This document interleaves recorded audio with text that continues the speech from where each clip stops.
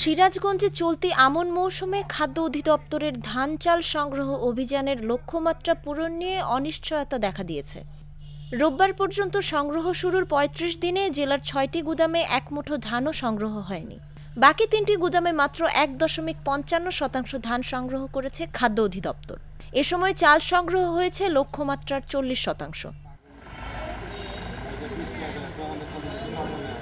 জেলা খাদ্য নিয়ন্ত্রকের কার্যালয় সূত্রে জানা গেছে, চলতি বছরের ১৭ নভেম্বর থেকে ৩৩ টাকা কেজি দরে ধান ও ৪৭ টাকা দরে সিদ্ধ চাল সংগ্রহ শুরু করে সরকার, যার পরিপ্রেক্ষিতে জেলার ৯টি খাদ্য গুদামে ৫,৪৩৩ টন ধান ও ৮,০৯৮.৬৮০ টন চাল সংগ্রহের লক্ষ্যমাত্রা ধরা হয়।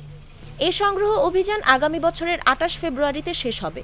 তবে এখন পর্যন্ত জেলায় ১.৫৫% ধান ও চাল সংগ্রহ হয়েছে ৪০%।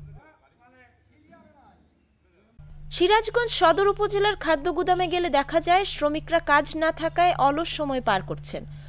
সিরাজগঞ্জ সদর উপজেলা খাদ্য গুদামের ভারপ্রাপ্ত কর্মকর্তা মঈনুদ্দিন জাগো নিউজকে বলেন, লক্ষ্যমাত্রার ৮৭৬ টন ধান সংগ্রহের বিপরীতে এখন পর্যন্ত ৩ টন ধান ও ৬৭৮ টন চালের বিপরীতে ২৬৭.৫৪০ টন চাল সংগ্রহ হয়েছে।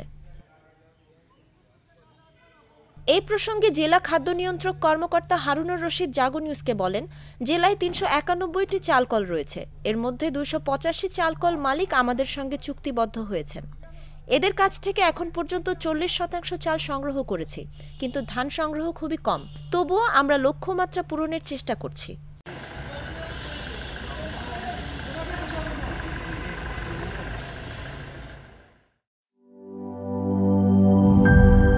টাইলক্স, যার অ্যান্টিব্যাকটেরিয়াল এজেন্ট টয়লেটের কোনায় কোনায় পৌঁছে ৯৯% জীবাণু ধ্বংস করে। টাইলক্স টয়লেট ক্লিনার, ক্লিন মানে টাইলক্স।